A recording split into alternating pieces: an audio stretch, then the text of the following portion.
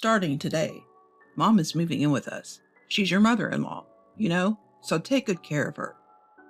Without any discussion or notice, my husband Huey brought home his mother, Isadora, announcing that she'd be living with us.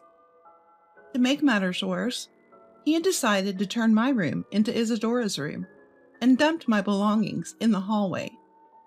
Where am I supposed to sleep now that my room's gone?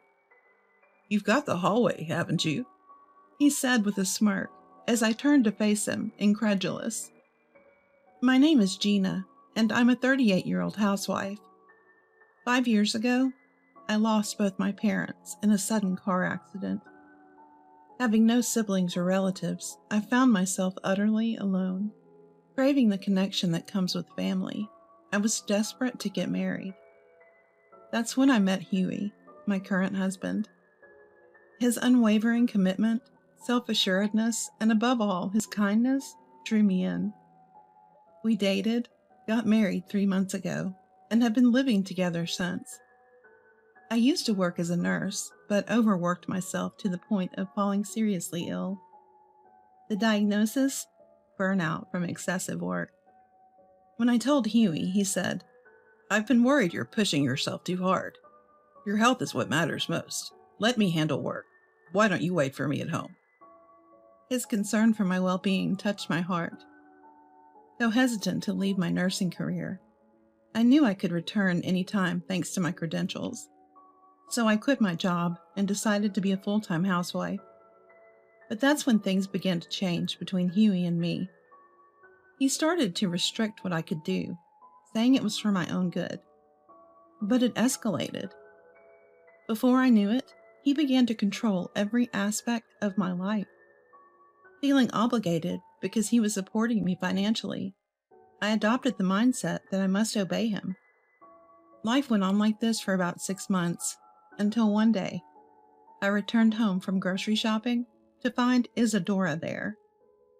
I greeted her, thinking she had come for a visit. Heading to my room to put away the groceries, I found all my belongings dumped in the hallway. Confused, I stood there until Huey came to explain. My in-laws divorced when my husband was little, and he was raised by Isadora, his mom. He hadn't seen his father in years and was very attached to Isadora. For quite some time, he'd been planning to have her move in with us, unbeknownst to me. I was stunned to hear that these plans had already been in motion. Just then, my husband dropped another bombshell. Mom has been doing everything by herself for years. She's getting up there in age, and I want to make her life easier. So, starting tomorrow, make food for 3 people, okay? Take care of all the household chores, and don't bother Mom with them. Got it? Before I could fully understand what he was saying, he added unapologetically that since there's no room for Isadora in this house, she'll be using my room, and my belongings were tossed into the hallway because they were in the way.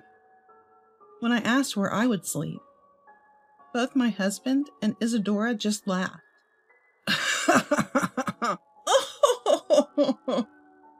Saying there was no other place but the hallway. As crazy and unfair as this sounded, my mind quickly became foggy, filled with thoughts that I should fully support this and take care of Isadora.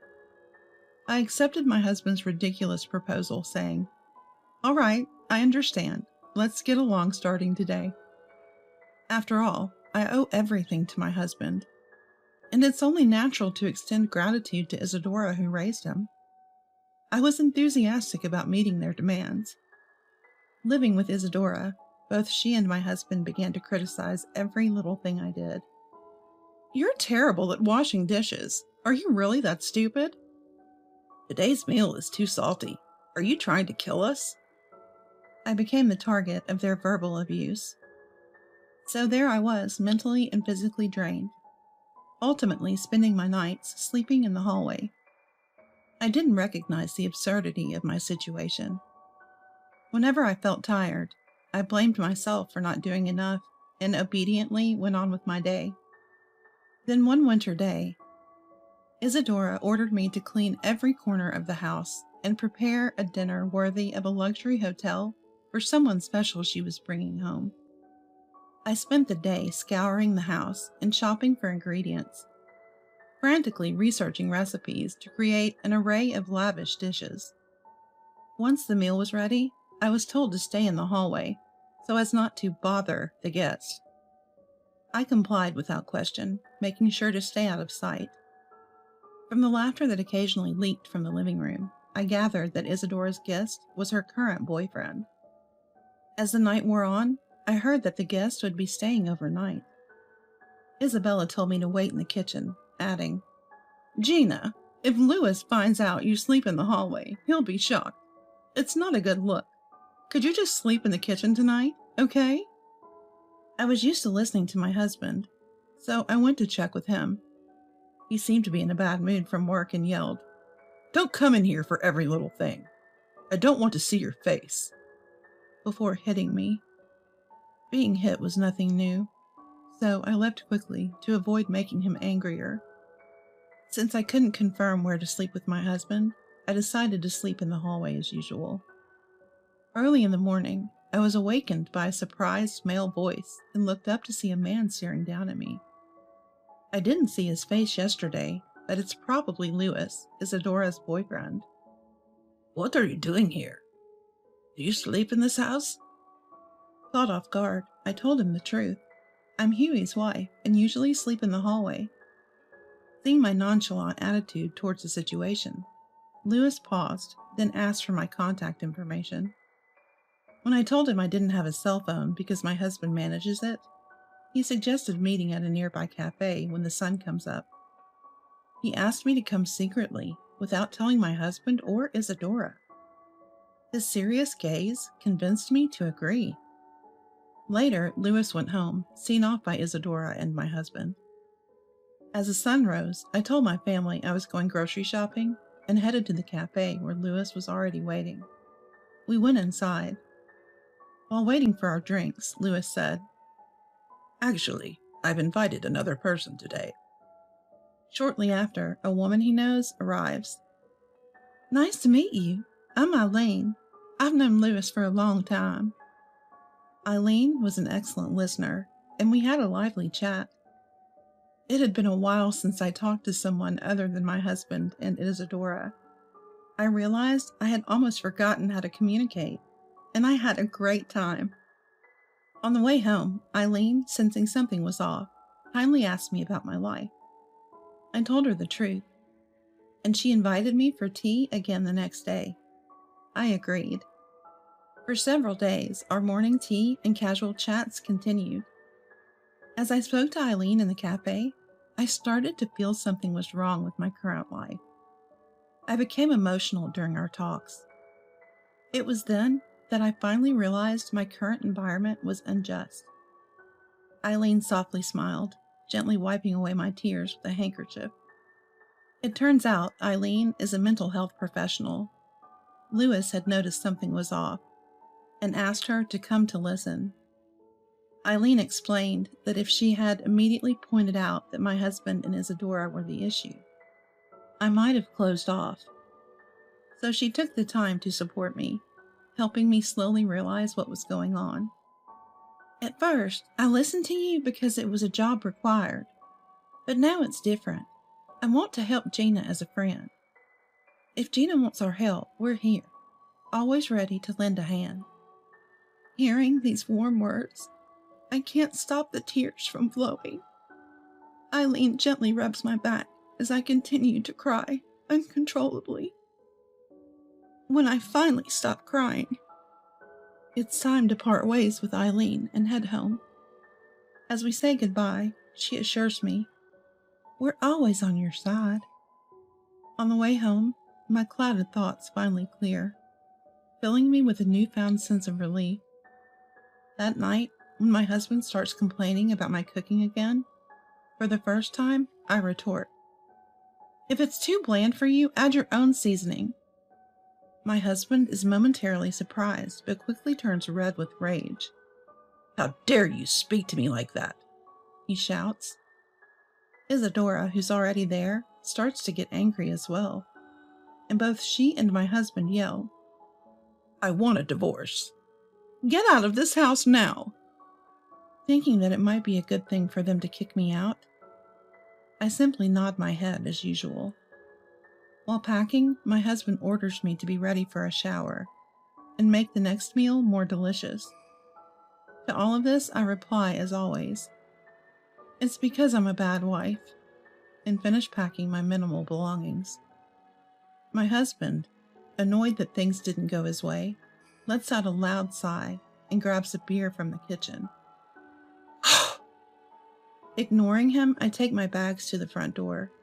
Isadora follows me, letting out an obvious sigh. "If you're really sorry, I might forgive you. Now go do the dishes." "No, I'm leaving because my husband told me to." Upon hearing this, Isadora goes to call my beer-drinking husband. Ignoring them both, I walk out of the house and into the waiting taxi, putting distance between myself and that home. Inside the taxi, I wonder why I'd ever listened to such people. Maybe unconsciously, I didn't want to sever family ties. Realizing that I had been enduring my husband and Isadora's unreasonable demands and verbal abuse for this reason makes me firmly decide once again that I will divorce for my own freedom. Given the toxicity I had endured through the divorce, I had already begun preparations to claim financial compensation. Along with the divorce papers, I sent an invoice. Ever since I left the house, my phone was bombarded with calls and texts from my husband and Isadora, all of which I ignored. Unreachable and furious after reviewing the divorce papers and bills, my husband decided to take legal action against me. I got a notice from the court saying that he had filed a lawsuit against me. I was shaken for a moment, but then thought, well, it figures with those people, and began preparing my case. Thanks to Eileen's advice, I had a strong case. I presented as evidence the recordings I had made of my husband's abusive language before leaving the house, as well as photos of injuries he had inflicted on me, and medical reports that backed them up. The evidence worked in my favor, and I won the case. The court ordered him to grant the divorce and pay tens of thousands in compensation. Finally, I gained a peaceful, humane life. Afterward, Eileen told me that I was oblivious to it because I was so emotionally dependent on my ex-husband, but the yelling from him and Isadora was heard by the neighbors. There were already rumors that I was perhaps being abused, or at least mistreated. My departure confirmed their suspicions, and the rumors spread like wildfire. I heard they're now seen as the family that tormented their wife. Isadora and Louis broke up right after. It seems they stayed together while I was there because they feared it might hurt me if they separated. Isadora was apparently devastated, clinging to Louis's feet and crying, but he firmly told her, "I can't be with someone who doesn't value their son's wife and family. I can't imagine a future with someone who can't feel gratitude for the people close." Since I left the house, my husband was forced to take care of household chores, something he was never good at. He and Isadora seemed to be constantly arguing about dividing up the tasks. He used to relieve his work stress by taking it out on me, but with me gone, he turned to alcohol for relief. During our legal proceedings, his drinking increased significantly. When he drank, he would become violent, and he became even more aggressive, now even towards Isadora. One day, he went to work still under the influence and caused some trouble. This led to disciplinary action, and he lost his job. Now he seems to be doing tough physical labor to make ends meet. Fortunately, I had received the settlement money in a lump sum, so I wasn't affected by his downfall. After giving heartfelt thank yous to Eileen and Louis, who had helped me, I moved far away and started a new life. Even though Eileen and I now live farther apart, we continue to deepen our friendship, meeting for coffee and taking trips together. Though this was an awful experience, and I didn't gain a family, I found something equally valuable: true friendship. I've returned to nursing, feeling even more fulfilled than before as I work diligently for my patients. And I've tried starting new things, that I've always been interested in, like marathons and swimming.